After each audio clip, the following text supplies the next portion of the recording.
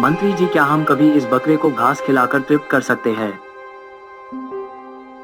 जी नहीं महाराज, हम बकरे को घास खिलाकर कभी भी तृप्त नहीं कर सकते।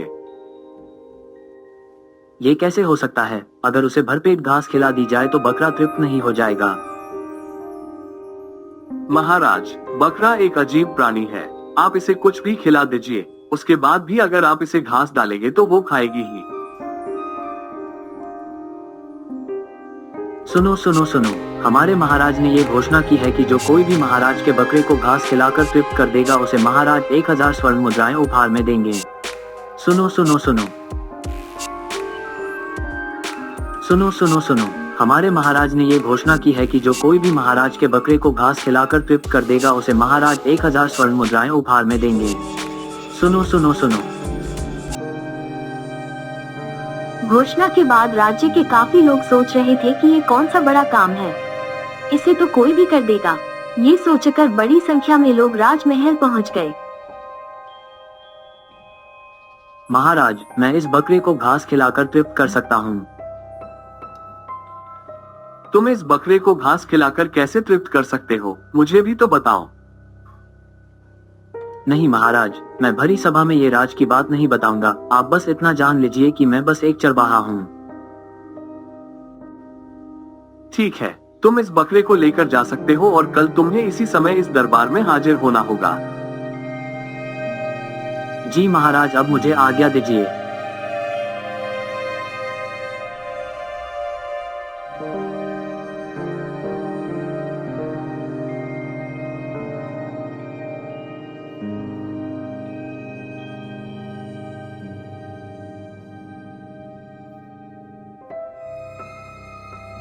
इतना कहकर मोहन बकरे को लेकर अपने घर आ गया और उसकी खूब घास खिलाई।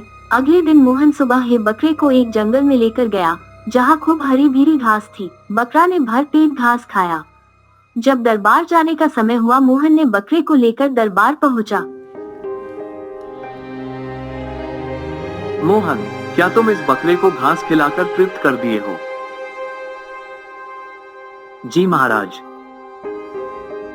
सेवक, इस बकरे के पास घास रखी जाए। सेवक ने बकरे के पास जैसे ही घास रखा, बकरा घास खाने लगा।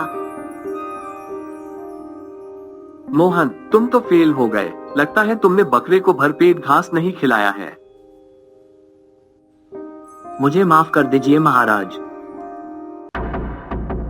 फिर लोगों ने बारी बारी से बकरे को घास खिलाकर तृप्त करने की कोशिश की, लेकिन बकरा जैसे ही राजा के पास जाता तो राजा उसके सामने घास रख देते। बकरा वो घास खाने लगता। काफी लोग इस काम में असफल हो गए। सभी लोग ये मान चुके थे कि इस प्रतियोगिता को कोई जीत नहीं सकता। उसी राज्य में एक बुरा आदमी था जिनका नाम चतुरसेन था। चतुरसेन बहुत बुद्धिमान था। वो भी राजमहल पहुंच गया। महाराज, मैं इस बकरे को घास खिलाकर तृप्त कर सकता हूँ। इस बकरे को घास खिलाकर कोई भी तृप्त नहीं कर सकता। मैंने भी प्रयास किया है, मंत्री जी भी प्रयास किए हैं, हमारे राज्य के सभी नागरिक भी प्रयास किया है, लेकिन कोई भी इस बकरे को घास खिलाकर तृप्त नहीं कर सका।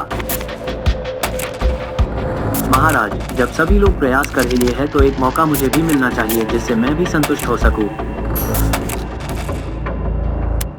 ठीक है, सेवक, इस आदमी को बकरे दे दो।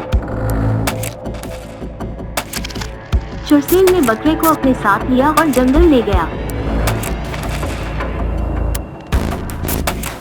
पहले तो उसने बकरे को पेट भर घास खिला दी। इसके बाद बकरा जैसे ही घास खाने की कोशिश करता तो चतुरसेन उसे डंडे से मारने लगता। ऐसा ही करते करते सुबह से शाम हो गई। बकरा ये समझ गया कि अगर मैंने घास खाने की कोशिश की तो मुझे मार पड़ेगी। शाम को चतुरसेन बकरे को लेकर राजा के पास गया।